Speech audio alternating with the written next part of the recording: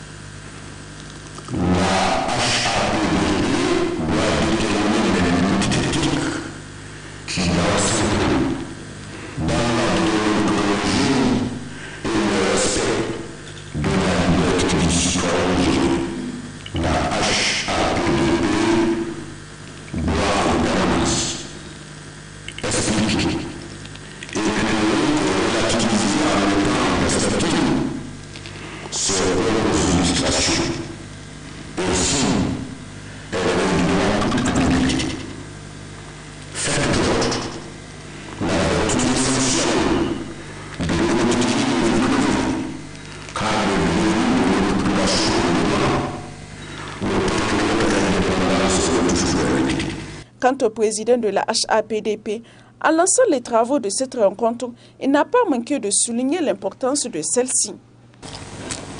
La présente formation réunit l'essentiel des acteurs qui seront concernés par le processus d'enrôlement pour l'attribution d'un identifiant unique afin qu'ils puissent être outillés sur la protection des données personnelles. C'est la dernière série entamée dans toutes les régions depuis l'année dernière.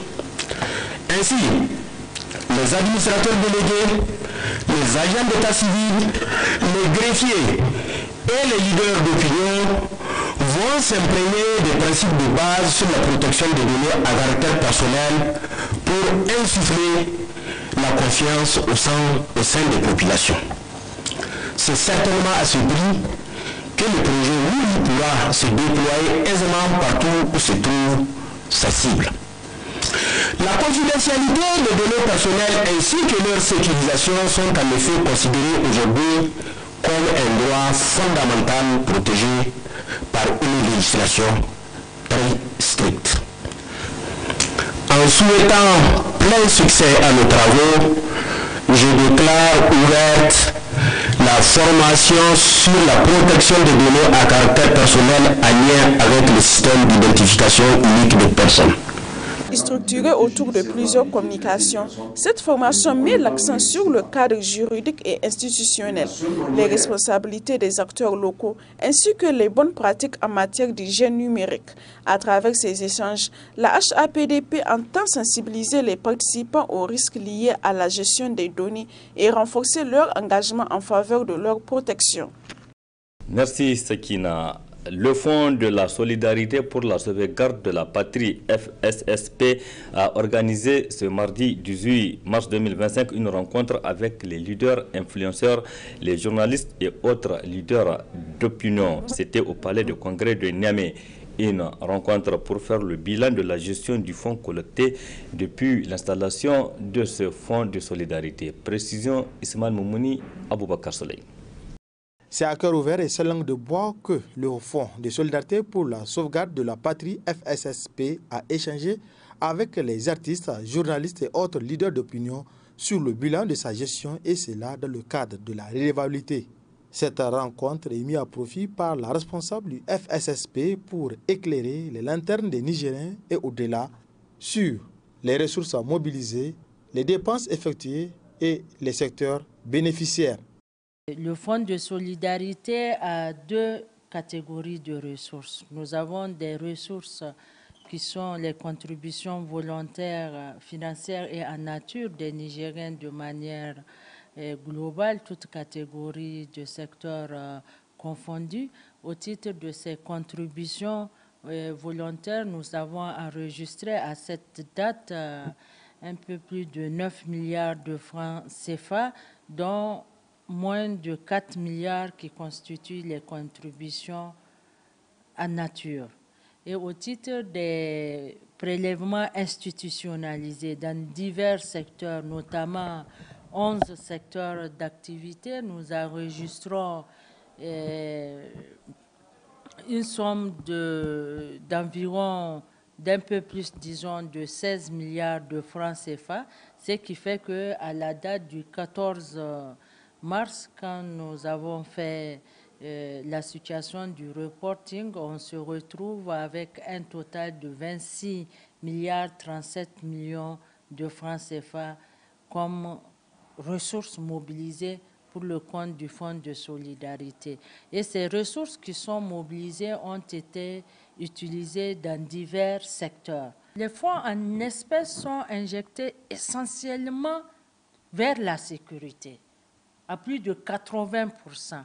Et comme vous l'avez constaté, il y a eu le financement de deux projets au niveau de DIFA, où l'insécurité a commencé à se manifester dans notre pays, mais également du fait que c'est une région qui enregistre beaucoup plus de personnes déplacées. Donc, il y a une partie des fonds, à peu près 10%, qui sont partis dans ces secteurs pour pouvoir financer l'aménagement ou la réhabilitation de sites afin de pouvoir développer la filière du riz, la filière du blé, la filière du maïs, mais également un projet qui accompagne aussi la filière du poisson. Et au nom de l'objectif 4 du Fonds de solidarité pour la sauvegarde de la patrie, qui concerne la prise en charge de la mobilisation sociale dans le cadre des actions citoyennes, nous avons financé un seul projet, c'est ce projet d'éducation de masse en prêchant par l'exemple, qui a été soumis par l'Union des scolaires nigériens. Et à travers ce projet, les scolaires nigériens ont bien voulu utiliser leurs vacances pour pouvoir sensibiliser le monde rural par rapport au CNSP, les actions, les valeurs qui sous-tendent le CNSP, tout en prêchant l'exemple, par l'exemple, disons. En quoi faisant? En prenant les tables bancs qui sont cassés par leurs camarades pour démontrer qu'aujourd'hui, nous ne sommes plus dans ça. Nous sommes dans la refondation. Donc, ils ont réparé plus de 4000 tables bancs, ils ont planté plus de 7000 arbres et ils ont touché plus de 50 000 citoyens sur l'étendue du territoire national pour les sensibilisations surtout sur la citoyenneté, avec précisément les valeurs qui accompagnent la citoyenneté, notamment la civilité, le civisme et la solidarité. Explication limpide sur la gestion des fonds a été fournie aux participants. Ces derniers ont apprécié la clarté et les efforts fournis par le FFSP tout en les rassurant de les accompagner dans cette exaltante mission.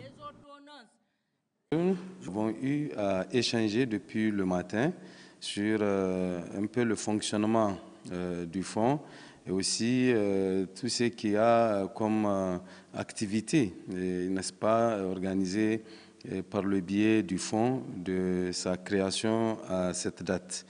Et des informations très précieuses ont été mises à notre disposition. Et également, des échanges ont suivi et ces échanges ont également permis, en tout cas à toute l'assistance qui était là présente, de dire également ce qu'elle pense de cette gestion, également les observations pour permettre justement donc d'améliorer, n'est-ce pas, le fonctionnement du dit fonds. Et je pense que toutes ces questions ont été bien notées, prises en compte par la présidente qui a pris l'engagement, en tout cas, d'amener les différentes préoccupations, propositions et recommandations faites au niveau donc, central, c'est-à-dire au niveau du secrétariat permanent du CNSP. Parce que vous n'êtes pas sans savoir qu'il y a le comité de gestion, mais le fonds lui-même, l'ordonnateur, c'est le secrétaire permanent du CNSP. Depuis l'entame des activités de l'institution FSSP, les artistes étaient là pour l'aider à réfléchir sur les actions à mener avant même de commencer. Et je pense que c'est tout à fait normal aujourd'hui que la présidente et son équipe fassent appel aux artistes pour dresser un bilan devant les artistes. Je les félicite, je les encourage. Mais dans la vie, moi je pense que quand on a une certaine responsabilité, face à certaines altercations, on doit juste être fort et se renforcer pour avancer. Certes, elle a un peu parlé des difficultés, elle a un peu parlé des difficultés au niveau du Niger et aussi des facilités par rapport à la mobilisation des fonds, et comparé aussi aux fonds du côté de Burkina. Même si comparaison n'est pas raison, je pense que de notre côté, on peut encore continuer à réfléchir, voir comment créer des sources d'alimentation de ce fonds parce que le pays en a besoin. Faisant de la transparence son cheval de bataille, le FSSP va davantage organiser ce genre de rencontres avec d'autres structures socio-professionnelles.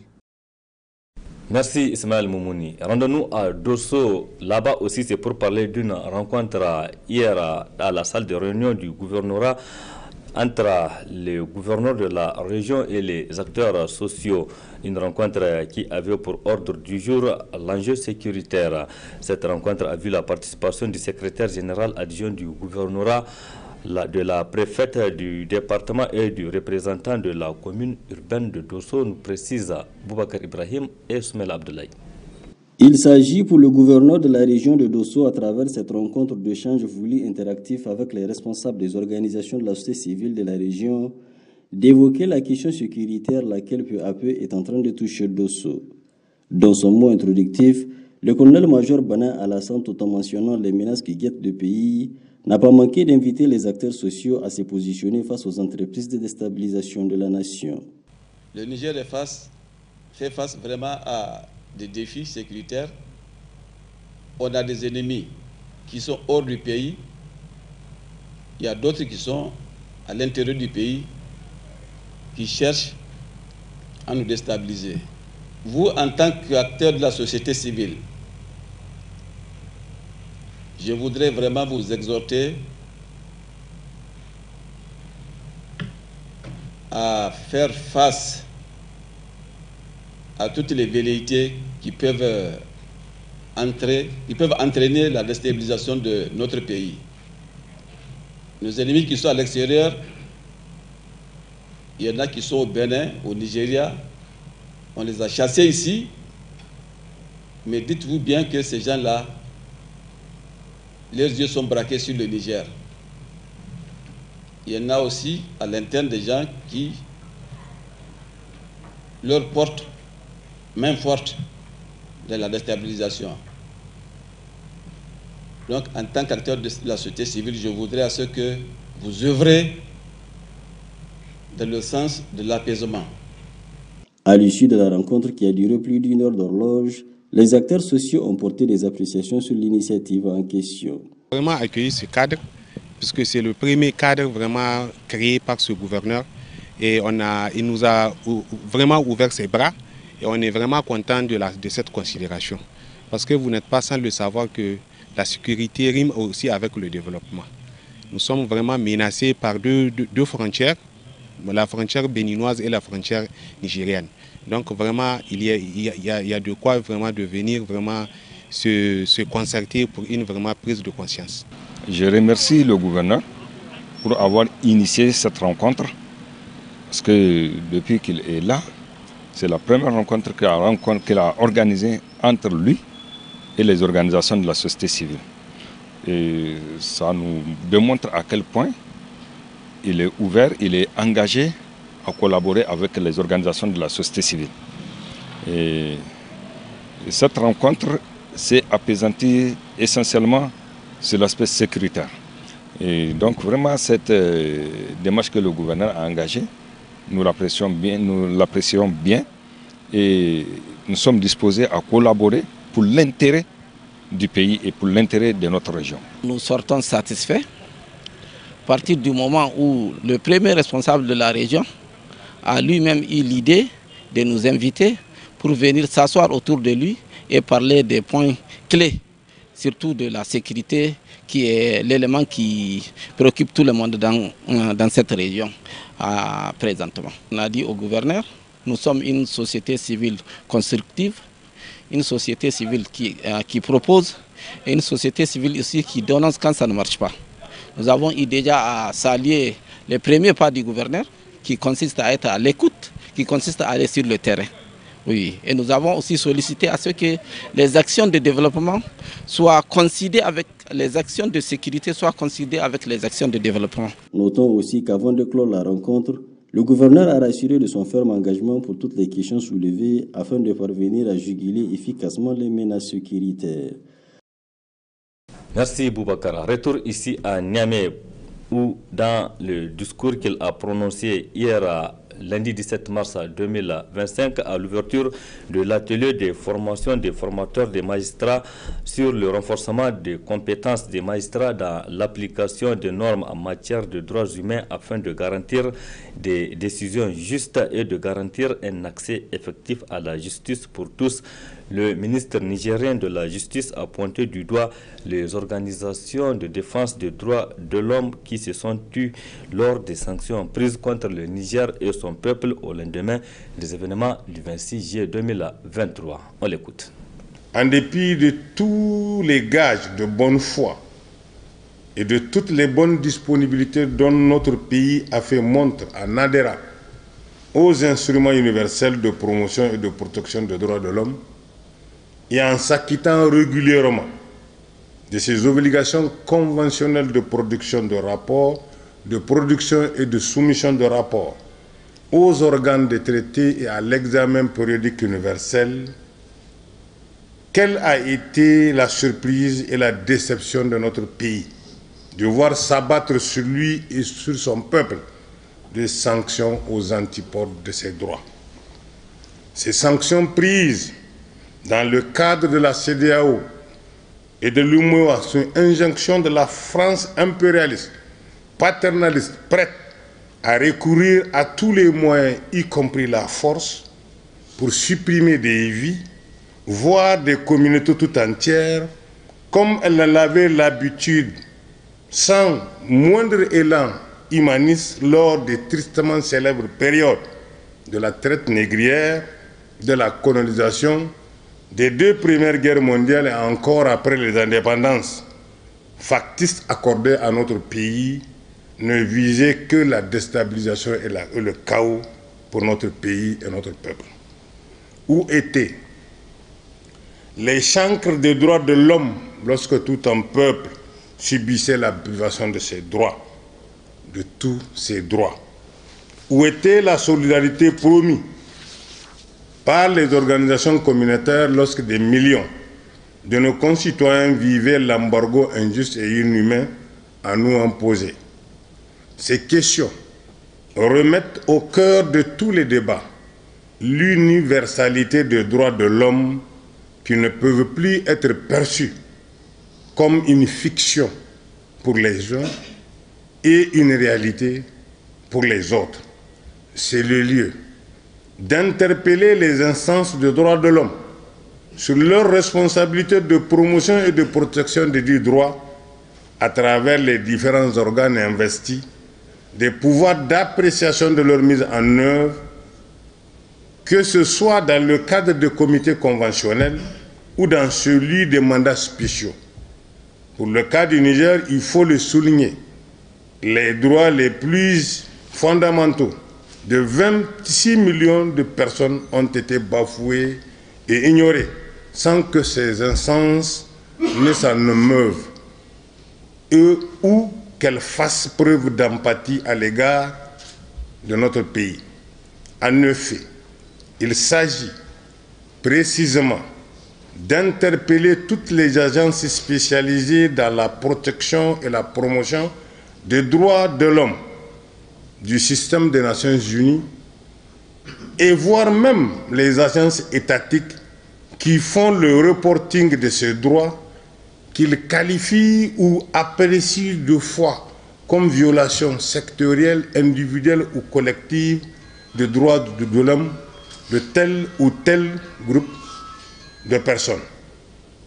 Ces organisations, dis-je, n'ont-elles pas appréhendé à leur juste valeur les violations massives, collectives et commises à grande échelle dont le peuple nigérien a fait l'objet pour avoir seulement décidé de prendre son destin en main? Aucun reportage n'a été fait et aucune puissance n'a été interpellée du fait des violations dont notre peuple a fait l'objet. Pourtant, ces agences sont là au Niger pour reporter la violation des droits de l'homme relative à l'interpellation de tels activistes, de tels acteurs. Et le peuple nigérien n'a-t-il pas ses droits? C'est une question à laquelle j'invite tous ceux qui œuvrent pour la promotion et la protection des droits de l'homme de s'y pencher pour que plus jamais de telles attitudes et de tels comportements négationnistes de ces droits ne soient commis à l'égard d'un peuple, fût-il faible.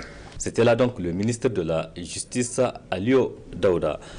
Nous vous ferons découvrir à présent un déficient visuel. Il s'agit de Brema Bouda Ismaël, formateur en informatique adapté pour des personnes aveugles. Nafisa Yahaya et Ibrahim Abdou étaient à sa rencontre. Voici ce qu'ils nous rapportent. Marié et père d'un enfant, Bouraïma Bouda Ismaïla est né le 13 décembre 1988 à Niamey. Déficient visuel, Ismaïla est secrétaire général de l'Union nationale des aveugles du Niger et formateur à la cellule informatique adaptée pour personnes aveugles à l'école Soli Abdrahman des jeunes aveugles de Niamey. C'est une formation adaptée. Non seulement il faut que la personne puisse se familiariser avec le clavier, il faut comprendre à la personne comment décrire d'abord le clavier à la personne et puis comment manipuler ce clavier-là. Donc, rien que le clavier, ça peut prendre 3 mois. Rien que le clavier. C'est tout un processus. Il faut d'abord connaître le clavier et puis connaître l'ordinateur en question et rentrer dans les autres modules que vous connaissez, Word, Excel et autres. De quels moyens disposez-vous pour assurer l'ensemble de la formation? Présentement, nous avons des ordinateurs. C'est des vieux ordinateurs utilisés par d'autres partenaires qu'on a adressé des demandes et ils nous ont légué ces ordinateurs. Et nous avons aussi des logiciels, les lecteurs d'écran JAWS, parce que tous les ordinateurs qui sont ici sont dotés de ce logiciel permettant à l'ordinateur de lire ce qui est écrit à l'écran, parce qu'une personne aveugle ne peut pas travailler avec l'ordinateur sans entendre la voix du lecteur d'écran là. Donc en dehors de ça, nous avons une imprimante braille qui imprime les documents noir sur blanc en braille. Et nous avons aussi une imprimante ordinaire que vous connaissez, et multifonction, et nous l'avons ici aussi. Quels sont les défis à surmonter pour assurer un bon fonctionnement de votre cellule? Il y a d'abord la connexion Internet, parce que la salle informatique n'est pas connectée. On n'a pas la connexion Internet. Et rien que les étudiants, parce que ceux qui ont un niveau avancé, et ils ont forcément besoin de la connexion Internet pour faire des recherches. Donc la connexion Internet, c'est un problème pour nous. Et deuxièmement, même les matériels, je l'ai dit tout de suite, c'est des vieilles matériels utilisés par d'autres partenaires. Donc nous avons aussi besoin de matériels qualifiés et neufs qui peuvent supporter la formation. Vous êtes jeune, peut-être le plus jeune de votre structure. Dites-nous comment vous êtes arrivé à ce poste. J'ai fréquenté cet établissement, l'école Solé Abdourahmane. J'ai étudié ici du CI jusqu'au CM2. Et après avoir obtenu mon CFPD, j'étais parti faire le CGNTLA, donc j'ai obtenu mon BPC là-bas et continué au lycée Issa Korombe. Là-bas aussi j'ai obtenu mon bac. Donc à partir de là-bas, j'ai commencé à militer dans le comité national des jeunes aveugles du Niger. Fruit de l'école nationale des jeunes aveugles du Niger, Ismaïla n'est-il pas un exemple de réussite à encourager? Merci Nafisa Yahya et du courage à Bouraima Bouda. Point final de cette édition. Merci aussi à vous de l'avoir suivi. Restez en compagnie du programme de la télévision Labari. Excellente nuit à toutes et à tous. Bonsoir.